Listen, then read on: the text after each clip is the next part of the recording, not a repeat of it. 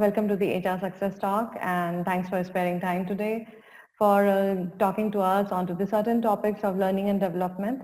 So not taking much of the time, let's move ahead to the first question, and which is like, what is the importance of learning and development? Yeah. So what a delight, Pragya, to be with you here. Yeah. Thank you for having me, having this conversation with you. So pre-COVID, most of the organization in most of the countries never thought about that. So they had policies where which spoke about what will they do if there are earthquake, what will they do if there is a country pandemic, but nobody thought that what would happen if there is a world pandemic. Yeah, so the whole world shut down.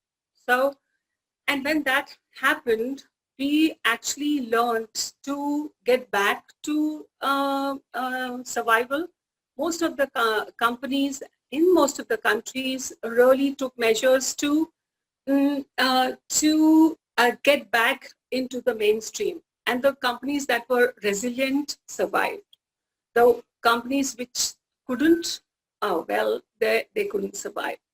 So having said that, what I wanted to tell you is that in an organization, what is really made up of is systems and people.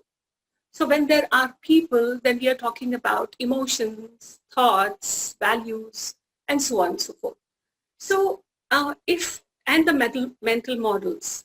So when we really have a systematic approach towards having collection of these mental models in a systematic way in an organization, and also align people with their personal development, working together towards a common vision, is actually when the whole learning dimension comes out. So learning is actually an ongoing journey, yeah. And as humans, we learn consciously and we learn unconsciously. So, and during this COVID times, we are really learning it both ways. And like the technology that really brought us towards Skype or Zoom or digital way of functioning, if we do not learn, then we are left behind. Yeah. So the point that I want to make is it's the need of survival, the need to thrive. So, and while doing this, what is the role of HR? HR, in my understanding, does three things. One is leadership development, talent development, and culture development. Now, when HR is doing that piece of work, then are we really looking at IQ in a intelligent quotient, EQ, SQ, and CQ? So intelligent quotient is from the skills building that we do. Emotional quotient has now become the talk of the town. Everyone is talking about emotional and mental well-being. And SQ, we are social beings. Now, by nature, we want to connect with each other. And then culture quotient is whether we talk about the culture of the family or culture of the organization or culture of the country. Yeah. So, and while doing so, I will tell you that when I joined FEV, my present company, learning and development was at a very nascent stage. The vertical was still not only there, but it was not a very nascent stage. So what I did was first started leadership program. What really I figured out, what was missing is trust with each other. Yeah, empowerment was missing, delegation was missing. So we did this invisible leadership program, and this really brought what on the table is self-reflection. And I feel that when one self-reflects, then you don't have to tell people what they should do. Yeah, they would want to do. So it's about working in a company not, it's not that I have to do work, but I want to do work. Yeah. So, and even in my previous organization in Volkswagen, there was an amazing model for leaders and for supervisors, which was on self-reflection model. Yeah, it was a 3-day module with 4 components and spread over 6 months. Yeah, so self-reflection is through feedback, through a feedback mechanism, through group discussions, and through various activities that you learn. So this is just one piece of it. But and that's how people learn. Now, when I say development is in this company, the attrition rate when I joined in 2018 was 22.5. And in 2019, it is 14%. So learning and development piece has been the major factor where we created individual development plan. Yeah, so one person from every department had to be a part of IDP. So made leaders think about it. So it was like, okay, from the leadership program, they really started looking at how it is to develop people.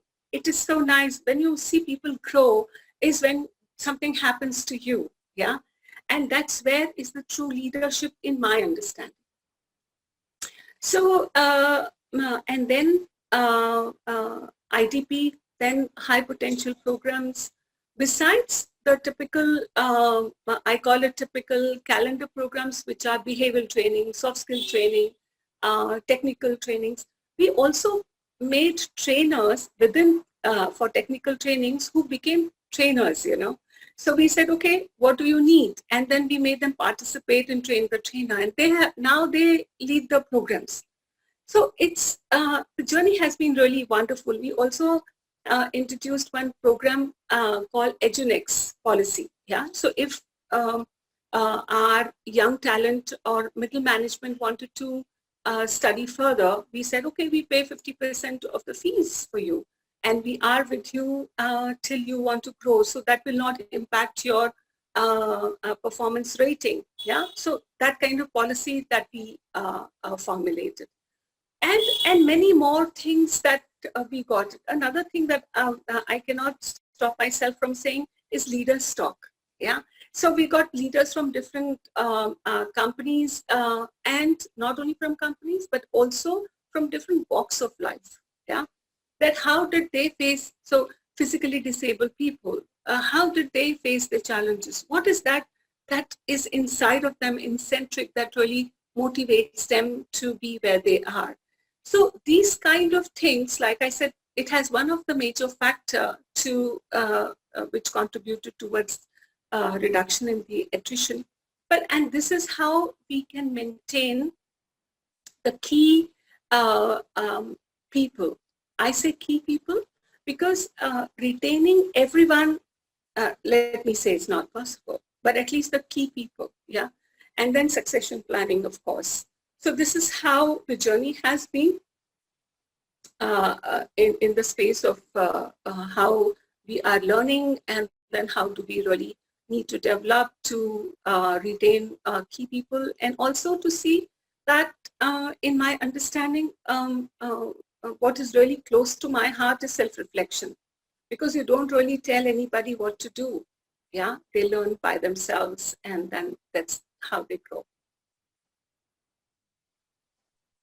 That's wonderful to hear all your thoughts. So as far as I understand, that learning and development is very crucial into the company's working environment, where you create a sense of ownership amongst the employees.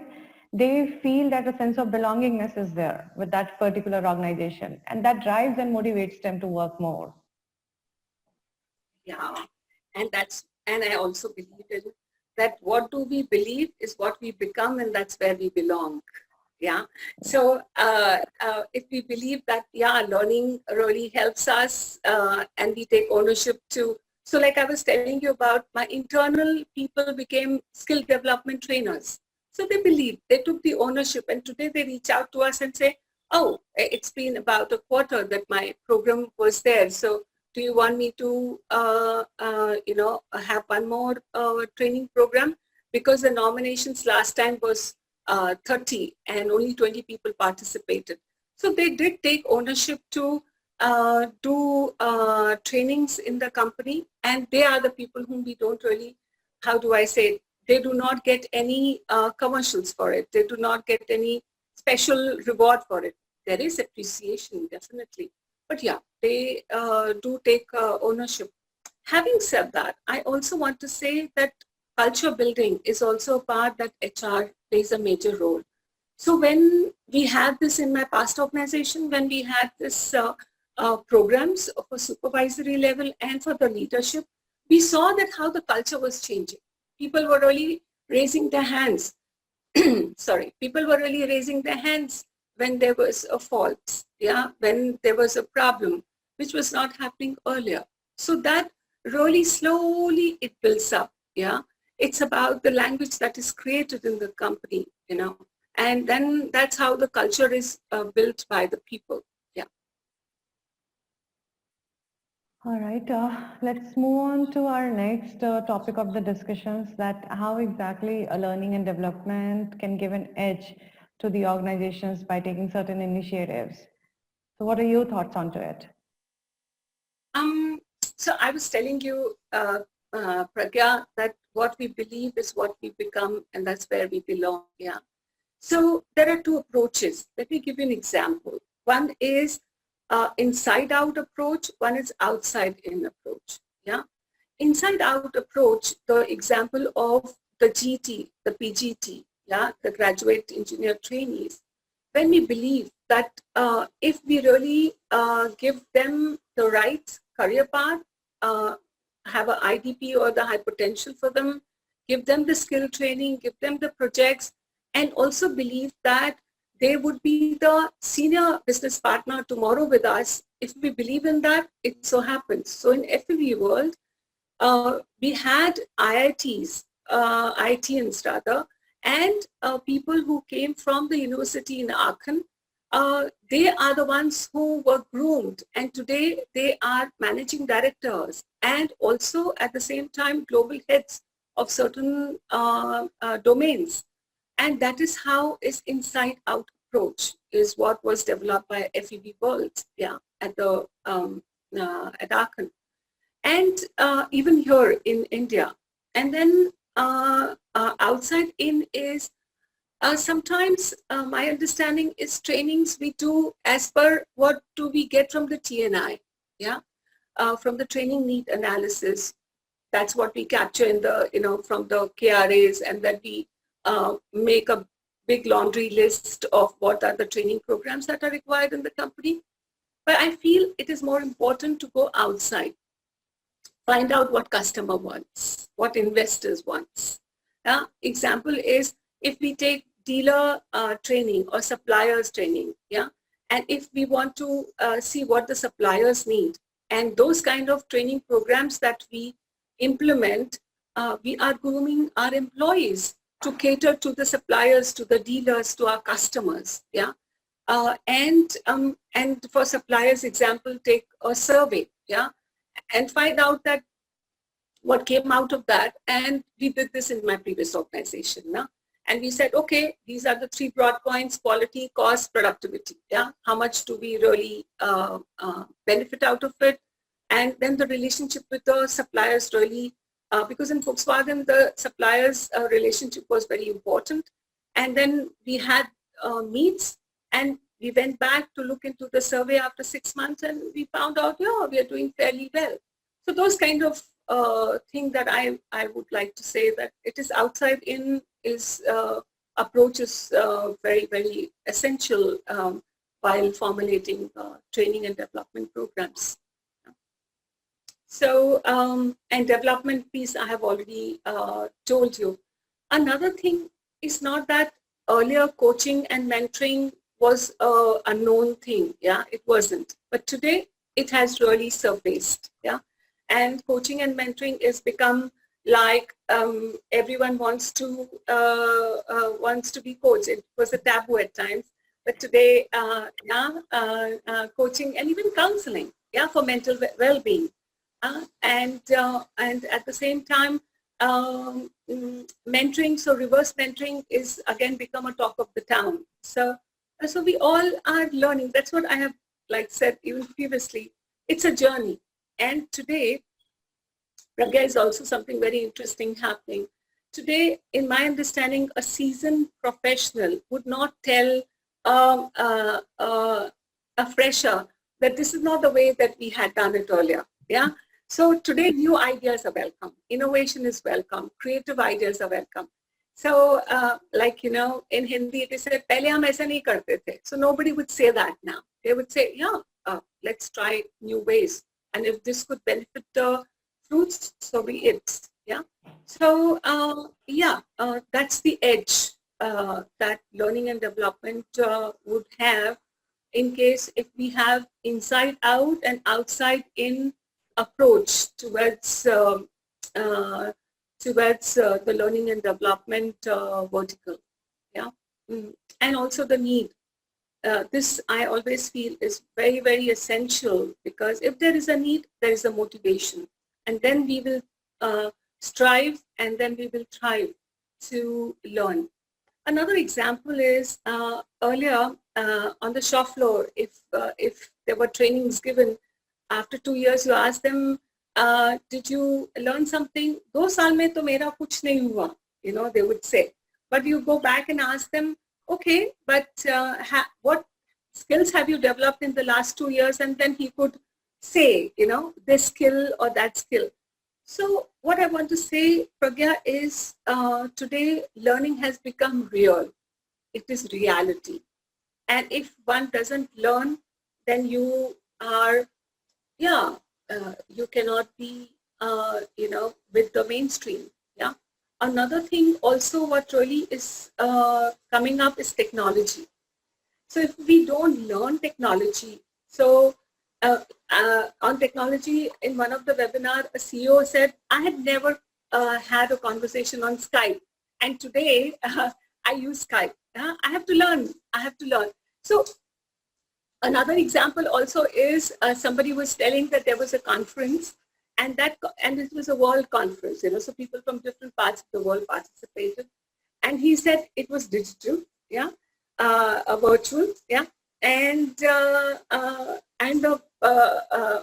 conference started 30 minutes late because there was a problem in technology, yeah. Now, whom are we going to blame? Are we going to blame the technology? The cost is also so less. Earlier, we used to blame the hotels, and we used to say, this is not done in time, everyone is waiting outside, and we used to say, we will cut your money, we will not give you this, and so on and so forth. No? But today, whom are you going to blame? You have to learn. And if you don't learn, you are not there. So, yeah, that's the point that I want to make, is you really have to learn to be there, to survive and to thrive, and yeah, go ahead. Okay, so it's all about upskilling yourself at every stage of the career that you are into. If I'm not wrong, that's what I understood. And different kind of initiatives, obviously within the organization or outside the organization, helps a person to grow beyond than what they have actually done. Right. Yes. So thanks, Anu, for your time today. I think we are done with both the topics. Okay. Any experience sharing that you wanted to do about HR Success Talk? How has been your overall experience with us so far now? To add is union development. Yeah. So in my previous and in this organization, both the organization, we sent our union members to MRA, which is in Panchgani Institute, which works only on contribution of the faculty members who are there. So they actually take the participants from self-development to organization contribution to community. Yeah. So what contribution are they making towards the community? So there is a mindset change. There is a paradigm shift in them. Yeah. And the same applies in an organization. Yeah, otherwise, learning and development vertical in HR would just remain like training programs checklist done, or 3 training man days or 5 training man days done. So what is really important is to have conversations with them, to create that space, to tell them what's in for them. See, for each one of us, what is important is what's in for me. And then it comes what's in for the organization. And then and then for the community. So if we can really create that space for the people, they would definitely would want, because that has been my experience, that they would want to develop themselves and upgrade their skills and move forward. And that's why succession planning is important. That's why IDP, individual development plan, high potentials are important to retain not only the talent, but to show them the growth path to where they would be tomorrow. But it is about really knowing what they want to do, where they see themselves after some years. Do they want to grow into that role? Yeah. And that's how learning and development vertical would really benefit employees. So in a Yeah, way, it's like mingling the purpose with the passion. Okay. So correct me if I'm wrong over here.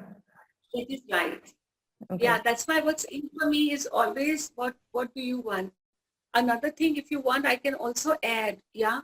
So yeah, I think I can add this. See if you can fine tune it. But you know, you and I come with our own values, no, Pragya, and then we have to get aligned to the organization values. Yeah. And sometimes we don't get.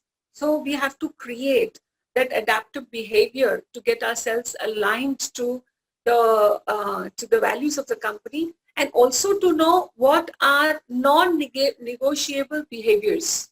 Yeah, that also the learning and development vertical through different training programs explains. Yeah, and not through communication or presentation skills program, nah? But really behavioral program that you really need to have these non-negotiables. Do you want me to add this as well? You can. It will give a different perspective. A point that could also be looked into is that each of us come with our own values, and then the company has the set of values. It is about aligning our personal values to the company values and then creating adaptive behaviors. So through learning and development vertical, it is also a very uh, explicitly explain that what are the non-negotiable behaviors and what are acceptable behaviors in the organization. This creates the culture of the company. Yeah. Otherwise, what really happens is, like some companies' culture is blaming or ping pong, or they don't raise their hand when there is a problem. This comes from there. Yeah. So these are step by step, which learning and development team really helps and works shoulder to shoulder with the HR head, and HR head works shoulder to shoulder with the CEO. Like I always say, the HR is the heart of the company and CEO is the mind of the company. The triangle is always the managing director, the CFO, and CHRO or head HR. And when these three people come together is when they create that one voice for the company. And that is then driven by the learning and development team or vertical, whatever there is in the company. Thank you. Right.